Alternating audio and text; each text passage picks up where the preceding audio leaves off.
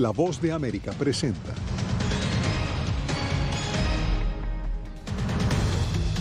Controversia política y restricciones por el COVID-19 marcan la inauguración de los Juegos Olímpicos de Invierno en China. Moscú y Beijing forman bloque unificado en el conflicto por Ucrania. Gobernador de Texas denuncia el uso de TikTok para traficar migrantes en la frontera sur. Y con más de 25 candidatos presidenciales y altos índices de indecisión, los costarricenses llegarán a las urnas este fin de semana.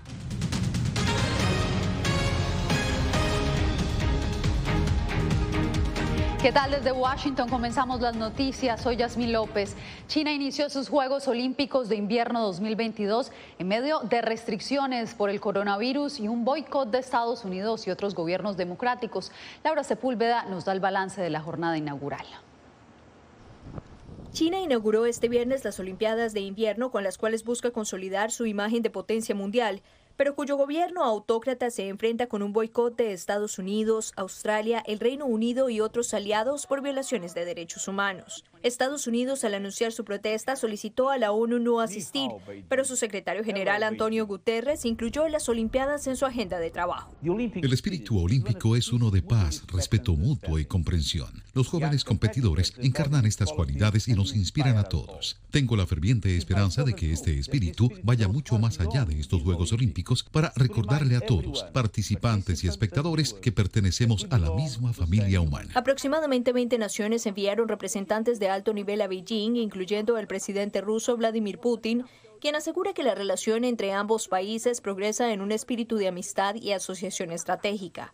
Mientras protestas en diferentes partes del mundo tienen lugar pidiendo no apoyar el encuentro deportivo, corresponsales internacionales en China han expresado incomodidad por los protocolos vigentes.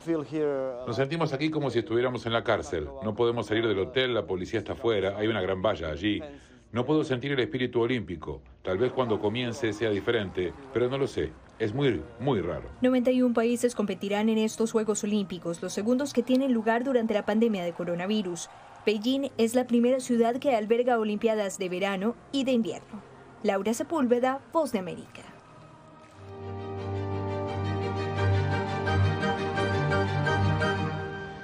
La crisis que se vive en la frontera rusa con Ucrania ha generado una efervescencia diplomática en numerosas capitales del mundo. El encuentro de este viernes entre el presidente chino Xi Jinping y su homólogo ruso Vladimir Putin, quienes mostraron un frente común, llamó la atención. Celia Mendoza, ¿cómo podría interpretarse esta nueva unión en medio de las tensiones en Ucrania? Vemos que estos países están tratando de mostrarle al mundo de que pueden estar en contra de los Estados Unidos y los principios de Occidente. Durante esta jornada se escucharon algunas declaraciones de estos líderes, los cuales hablan de unidad y de un trabajo conjunto en busca de un desarrollo que beneficie sus principios. Mientras en Bielorrusia ya han iniciado los ejercicios militares conjuntos con Rusia. En Polonia, a unos 100 kilómetros de la frontera con Ucrania, aterrizaron los soldados estadounidenses que salieron de Fort Bragg, Carolina del Norte. Entre tanto, el presidente ruso Vladimir Putin consolida alianzas estratégicas como la de China. Nuestras relaciones bilaterales se están desarrollando de manera progresiva con un espíritu de amistad y asociación estratégica. De hecho, se han vuelto sin precedentes. Es un ejemplo de relaciones dignas que ayudan a desarrollarse mutuamente y apoyar el desarrollo mutuo. Fue el mensaje que reiteró el líder chino Xi Jinping al recibir a Putin en el marco de los Juegos Olímpicos de Invierno. El futuro puede asegurarse con pasos firmes. En ese sentido, estoy dispuesto a trabajar con el presidente Putin y ofrecer orientación en las relaciones bilaterales bajo nuevas e históricas circunstancias. China ha reconocido las preocupaciones de seguridad de Rusia respecto a Ucrania, a pesar de las alertas de la OTAN y Estados Unidos, en cuyo Congreso hay un apoyo a posibles sanciones contra Moscú. Creo que es muy importante que utilicemos las sanciones si los rusos atacan. Es una posibilidad rechazada por el Kremlin, que respondió a las acusaciones de Washington acerca de la campaña de desinformación que estarían preparando para justificar una invasión. Recomendaría no dar por sentado las palabras de nadie, especialmente del Departamento de Estado, cuando hablamos de esa situación. No estaríamos haciendo pública esta información si no confiáramos en los detalles denunciados en las acusaciones que hemos presentado.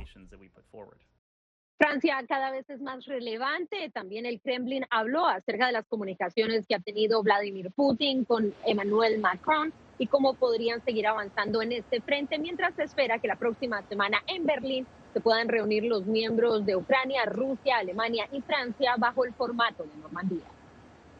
Estaremos atentos a lo que suceda entonces la próxima semana. Celia, muchas gracias. Entre tanto, los ucranianos siguen de cerca cualquier negociación que pueda desactivar la amenaza de una invasión rusa. Por eso nos conectamos en Kiev con Philip Crowder, periodista de la agencia de prensa asociada. Philip, ¿hay avances diplomáticos? Pues aquí en la capital ucraniana siguen ondeando las banderas turcas tras la visita del presidente Erdogan el jueves. El mandatario turco podría ser una pieza clave en esa búsqueda de bajar la escalada entre Rusia y Ucrania. El presidente turco se ha ofrecido como mediador posible entre Rusia y Ucrania y por lo menos el presidente Zelensky dice que apoya firmemente esa posibilidad de conversaciones de mediación. El presidente francés, Emmanuel Macron, también podría ser una pieza clave, a lo mejor la persona que acerque a las dos partes. Se le espera aquí en Kiev el martes, después de pasar por Rusia para ver en Moscú al presidente ruso Vladimir Putin, quien decidirá qué hacer con esas más de 100.000 tropas rusas que están amontonadas ahora mismo en las fronteras con Ucrania. Eso si hablamos de los esfuerzos de los líderes diplomáticos, Philip, pero allí en Kiev, ¿se confía en una solución diplomática? Mira, como me lo dijo un hombre ayer, los ucranianos se están convirtiendo un poco en budistas, manteniéndose estoicos y tomando cada día a la vez. Y ese hombre de 44 años que me lo contó no fue un ucraniano cualquiera, es uno de esos civiles que se están entrenando con exmilitares ucranianos los fines de semana para poder luchar contra soldados rusos si es necesario. Ahora piense en aquellos ucranianos que viven mucho más cerca de la línea de frente. Ucrania es un país que ha estado en guerra con los separatistas apoyados por Rusia desde hace 8 años. Una nueva invasión rusa puede que no sea inminente, pero la posibilidad ha llevado al cansancio en Ucrania. Muchas gracias, Philip. Era Philip Crowder de la agencia de prensa asociada desde Kiev. Bien, y a pesar de la aparente calma, la crisis ucraniana sigue siendo protagonista de la geopolítica internacional en este momento. Sus repercusiones alcanzan a América Latina, donde Moscú busca aumentar su influencia creando relaciones con nuevos aliados. El reporte lo trae Jacopo Luzzi. Ucrania y las intenciones del presidente Vladimir Putin siguen siendo el centro de la atención mundial. Sin embargo, Rusia no pierde de vista a América Latina con su ambición en los últimos años de aumentar la influencia en la región. Por ejemplo, este jueves el mandatario ruso recibió al presidente argentino Alberto Fernández.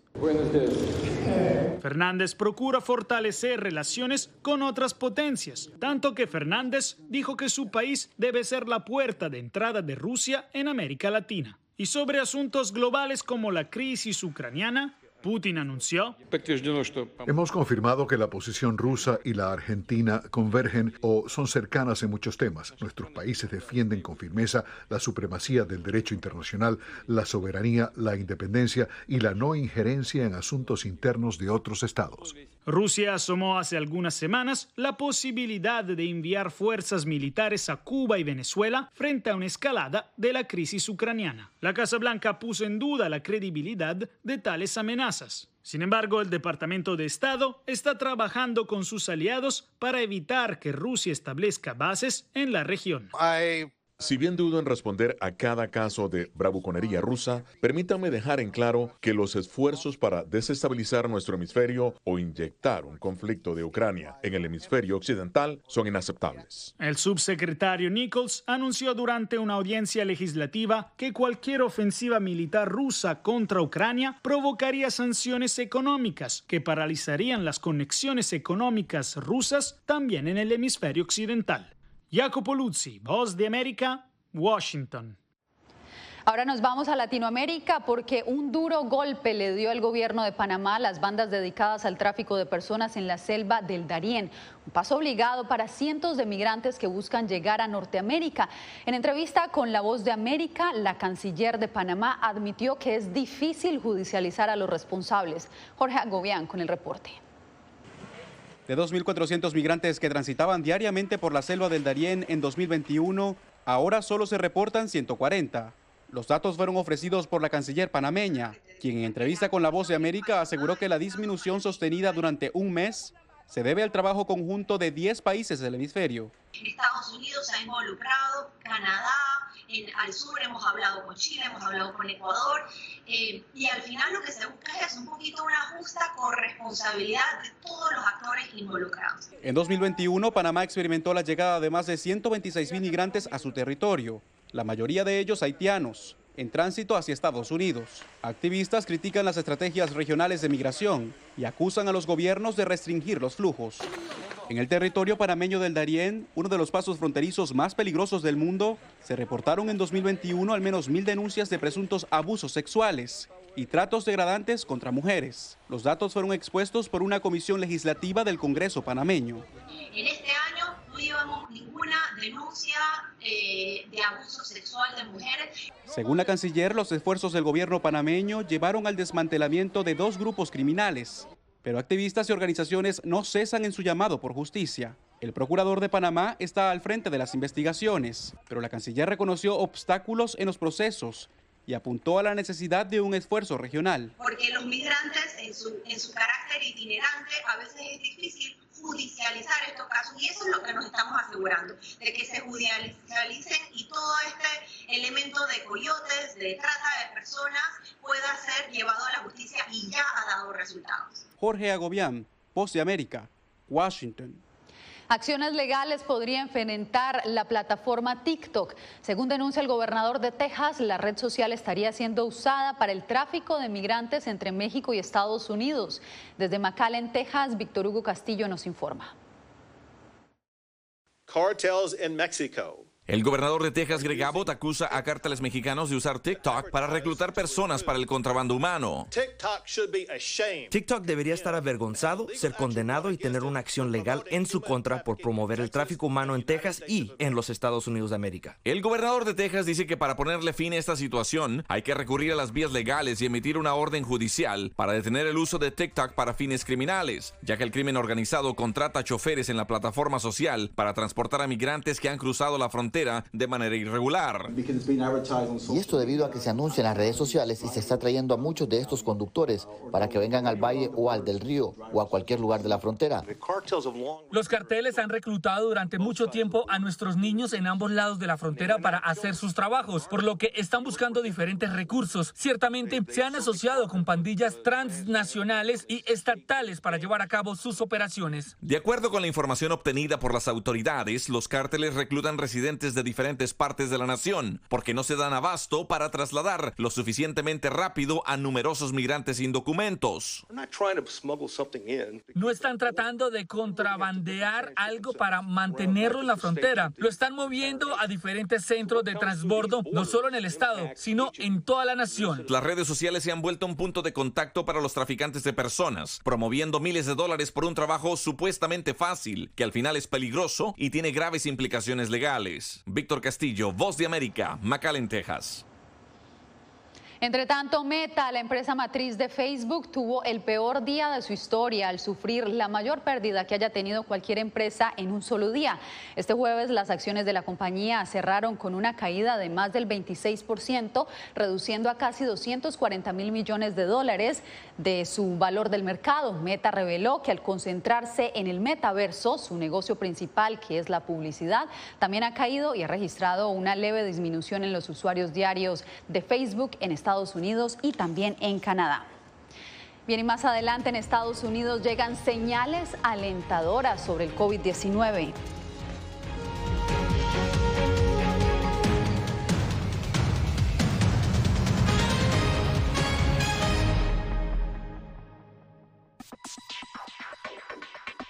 Sabemos que las mascarillas son una de las mejores herramientas para protegernos del COVID-19, Pero con la aparición de nuevas variantes, los expertos están descubriendo que no todas las mascarillas cuentan con el mismo nivel de protección. Las mascarillas de respiración, como por ejemplo la N95 y la KN95, son las que brindan el máximo nivel de protección contra todas las variantes de COVID-19. Las mascarillas N95 son certificadas en Estados Unidos y tienen correas que van alrededor de la cabeza, mientras que las mascarillas KN95 se fabrican en China y cumplen las normas creadas por ese país.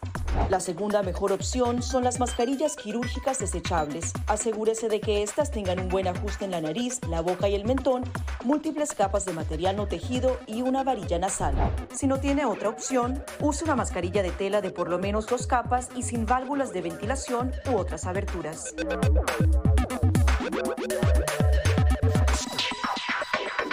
Antes de tocar la mascarilla, límpiese las manos con un desinfectante a base de alcohol o con agua y jabón y compruebe que la mascarilla no tenga roturas o agujeros. Para una mascarilla de tela, ajústela de manera que cubra la boca, nariz y barbilla sin dejar huecos a los lados y coloque las tiras por detrás de su cabeza o de sus orejas.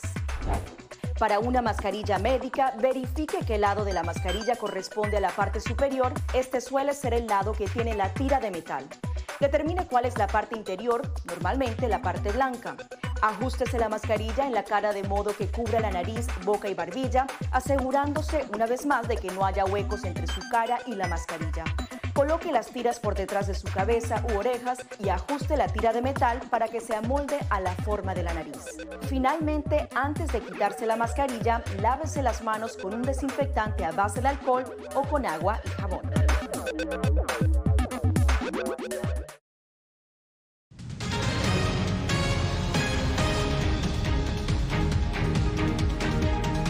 El Partido Republicano sancionó este viernes a los representantes Liz Cheney y Adam Kinzinger por hacer parte de la comisión legislativa que investiga el asalto al Capitolio perpetrado en enero del 2021. Cheney y Kinzinger son los únicos republicanos en la comisión, lo cual generó la ira de la dirigencia republicana y del expresidente Donald Trump, cuyos seguidores asaltaron el Congreso. Kinzinger ha dicho que no buscará su reelección.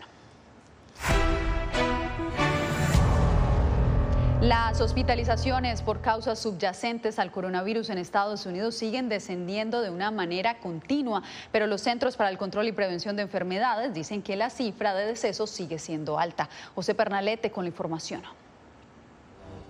Pese a que los hospitales en Estados Unidos registran 17.100 ingresos diarios, un promedio de 14% menor a la semana anterior, de acuerdo a cifras del Departamento de Salud, para los Centros para el Control y la Prevención de las Enfermedades, se trata de una cifra aún elevada y que amerita seguir evaluando una posible liberación de restricciones. Nuestras tasas de hospitalización aún son bastante altas y ciertamente todavía tienen desafíos de capacidad hospitalaria en muchas partes del país, por lo que realmente tenemos que observar esos promedios y nuestras tasas de mortalidad para ver cuándo es el momento de levantar alguno de estos esfuerzos de mitigación. Igualmente, las muertes también son objeto de atención en los CDC, pues contabilizan un aumento de 4% respecto al periodo anterior. Por otra parte, hay expectativa por conocer las directrices sobre la colocación de una vacuna para niños entre 6 meses y 5 años. Una vez que esté aprobada por los organismos reguladores,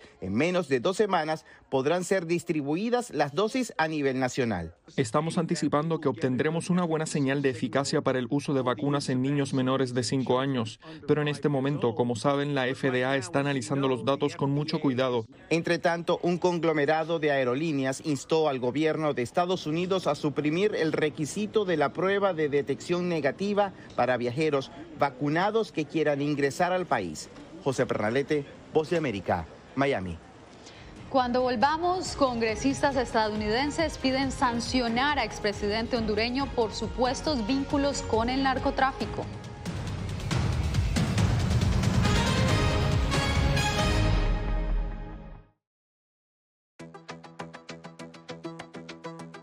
En momentos de crisis políticas y sociales, algunos gobiernos autoritarios recurren al bloqueo del acceso a Internet como herramienta para detener la información que entra o sale de su país. No obstante, existen algunas alternativas que te ayudarán a continuar conectado a la red a pesar de la censura oficial. Una de las más efectivas es el VPN o red virtual privada por sus siglas en inglés. La VPN pretende simular que la persona está en otro lugar del mundo y no en el país que esté restringiendo el acceso a Internet, de manera que es incapaz de detectar esa conexión interna y así se puede utilizar Internet con normalidad. Las ofertas de VPN en el mercado son muchas y las puedes buscar escribiendo las iniciales VPN en los motores de búsqueda, pero es importante descargarla o adquirirla antes de perder la conexión al Internet. Aquí te ofrecemos algunas opciones.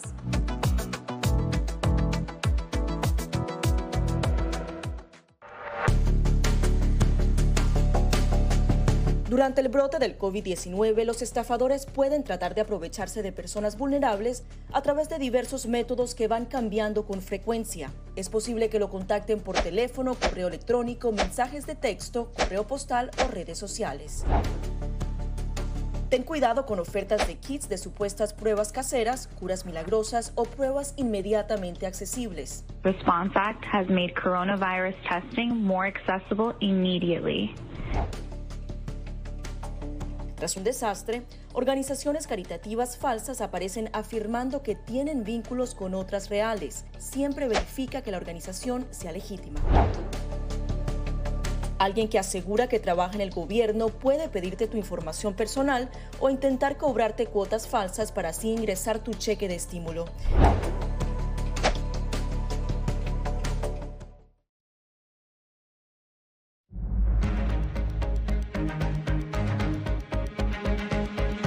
Los costarricenses van a las urnas este domingo para elegir a sus nuevas autoridades nacionales. ¿Quiénes son los favoritos y qué esperan de un nuevo gobierno? Donaldo Hernández nos dice en el siguiente reporte. Más de 3,5 millones de costarricenses están llamados a votar en las elecciones presidenciales y legislativas de este domingo. Son 25 candidatos que buscan convertirse en el nuevo jefe de Estado del país centroamericano, pero ninguno pareciera alcanzar el 40% de la intención de votos requerido para ganar en primera vuelta. El expresidente José María Figueres del Partido Liberación Nacional lidera la intención de votos con menos del 20%, según la última encuesta del Centro de Investigación y Estudios Políticos de la Universidad de Costa Rica. Otros aspirantes destacados incluyen a la ex vicepresidenta Linet Saborillo, del partido Unidad Social Cristiana, y Fabricio Alvarado del partido Nueva República. La misma encuesta revela que 3 de cada 10 votantes están indecisos, tal vez desanimados por el rumbo que ha tomado el país en los últimos 4 años. De hecho, el candidato oficialista no aparece entre los favoritos. De ahí es que se lo voy a decir así descaradamente, no hay cara en que persinarse. No confío en nadie, la verdad. Yo me arrepiento porque yo voté por Alvarado, yo soy sincero y yo, ¿por qué me voy a negar? Pero yo no sabía que este señor iba a hacer un tan mal gobierno. La mayoría de los costarricenses no perdemos la esperanza de poder rescatar nuestro país. En entrevista con La Voz de América, el canciller Rodolfo Solano reconoció la impopularidad del gobierno del presidente Carlos Alvarado y el deterioro de la economía. Sin embargo, destacó que el domingo será una fiesta democrática. Y el domingo yo estoy totalmente seguro, Donaldo, que los costarricenses sabremos salir a votar, a poder disfrutar del derecho del sufragio. Los principales desafíos que enfrentará el presidente electo para el periodo 2022-2026 serán de carácter económico, como el desempleo, la pobreza y la deuda externa. Donaldo Hernández, Voz de América. El expresidente hondureño Juan Orlando Hernández reaccionó a una iniciativa del senador estadounidense Robert Menéndez para que Washington le revoque su visa por supuestos nexos con el narcotráfico. Desde Tegucigalpa, Óscar Ortiz nos reporta. Líderes de toda América Latina están muy al tanto del gran éxito antinarcóticos de Honduras durante mi liderazgo, escribió en Twitter el exmandatario hondureño Juan Orlando Hernández al senador estadounidense Robert Menéndez, presidente del Comité de Relaciones Exteriores del Senado. Menéndez pidió a la administración del presidente Joe Biden revocar de manera inmediata la visa a Hernández. La Voz de América consultó al canciller hondureño Carlos Enrique Reina sobre la petición de Menéndez. Esta es una posición del gobierno de los Estados Unidos y pues creo que respetamos las decisiones que ellos tomen a nivel interno y por ahora creo que es la primera opinión que le puedo dar porque tengo que leer la propuesta. En la carta enviada a la Secretaría de Estado y Tesoro, Menéndez solicitó que a Hernández se le sancione como un traficante de narcóticos extranjero importante, según la ley de designación de cabecillas extranjeras del narcotráfico. El abogado Raúl Pineda explica que fungir como diputado del Parlamento Centroamericano, Parlacén, no le concede a Hernández inmunidad si fuese requerido por Estados Unidos. El gobierno de Estados Unidos no reconoce al Parlamento Centroamericano y la inmunidad que otorga el Tratado Constitutivo del Parlacén solamente es válida en Guatemala, El Salvador, Nicaragua, Panamá, República Dominicana. Hernández ha enfrentado acusaciones de narcotráfico de personas ligadas a esta actividad durante los últimos 2 años. Sin embargo, no hay ninguna acusación formal en su contra. Asimismo, su hermano Tony Hernández fue condenado a cadena perpetua en los Estados Unidos por tráfico de drogas. Oscar Ortiz, Voz de América, Honduras. Más adelante hablamos con la actriz Cecilia Suárez sobre su participación en una serie que narra el drama de los migrantes por alcanzar el sueño americano.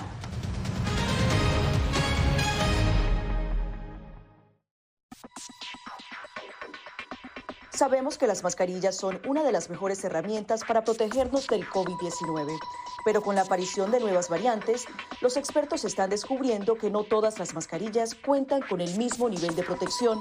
Las mascarillas de respiración, como por ejemplo la N95 y la KN95, son las que brindan el máximo nivel de protección contra todas las variantes de COVID-19.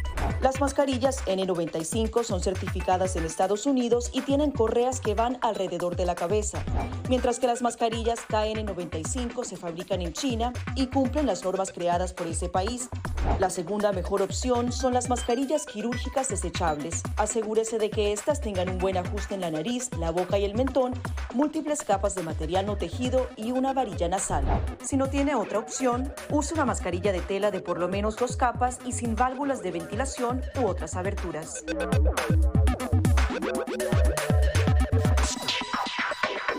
Antes de tocar la mascarilla, límpiese las manos con un desinfectante a base de alcohol o con agua y jabón y compruebe que la mascarilla no tenga roturas o agujeros. Para una mascarilla de tela, ajústela de manera que cubra la boca, nariz y barbilla sin dejar huecos a los lados y coloque las tiras por detrás de su cabeza o de sus orejas.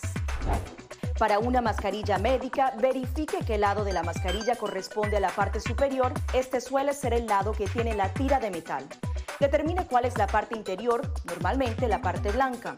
Ajústese la mascarilla en la cara de modo que cubra la nariz, boca y barbilla, asegurándose una vez más de que no haya huecos entre su cara y la mascarilla. Coloque las tiras por detrás de su cabeza u orejas y ajuste la tira de metal para que se amolde a la forma de la nariz. Finalmente, antes de quitarse la mascarilla, lávese las manos con un desinfectante a base de alcohol o con agua y jabón.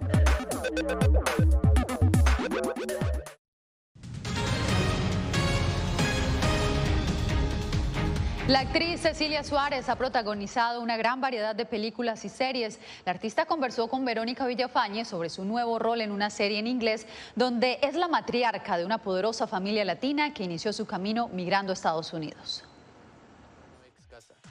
Yo soy Paulina de la Mora.